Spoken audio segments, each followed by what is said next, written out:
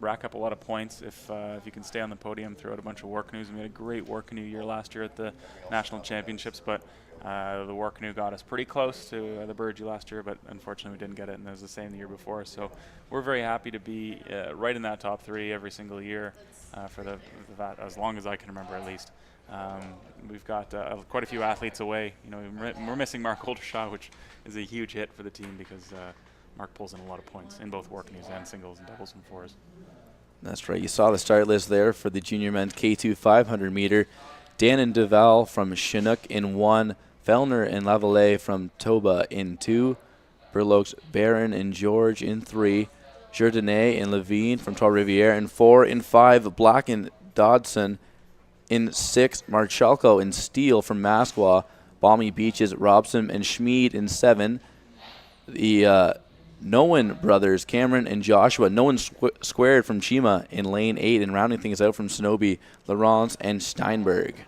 This will be a really tight race. The junior K2 is, I think it's one that I've only raced it once, I think, maybe twice. I think it was actually in Welland in 2003, because this is one that you can only race once or twice if you're going to get medals.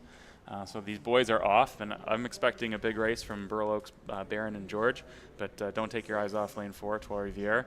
And, we'll see where it comes down to. I think Balmy Beach will also be strong, but this is anybody's race.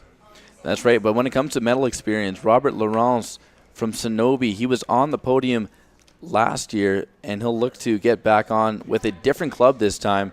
Last season with Bannock, this year racing for Sonobe. Different partner with Steinberg in lane 9. They'll try to get back on the podium. These Nova Scotia boys are always switching clubs so often. It's hard to keep track of where these guys are.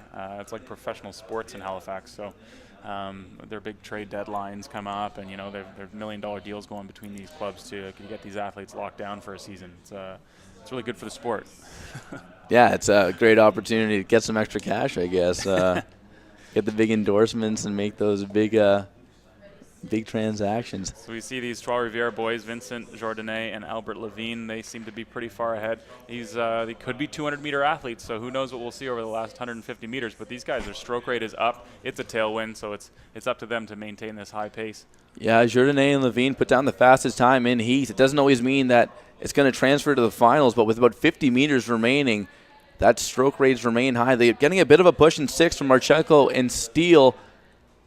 Yeah, very, very well paddled from the Trois-Rivières boys. Strong strokes right to the end. Masqua provided a good little push towards the end, and Carleton Place rounding that out with a bronze medal.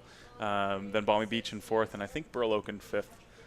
And then lane 8 from Chima, Cameron, or the no one squared, as you said. They are certainly someone, but no one squared is what we'll call them for the sake. Somebody's out there. It was a great race from Trois-Rivières. Very, very well paddled.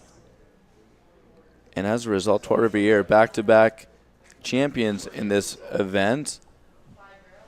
As we see the official times up, those Trois-Rivières boys just coming short, actually, of the record that was put down by Brady Reardon and Chris Pellini from Burloak in 2005, about a second more their time than the 132.112 put down by those Burloak athletes 12 years ago. So that would have been quite something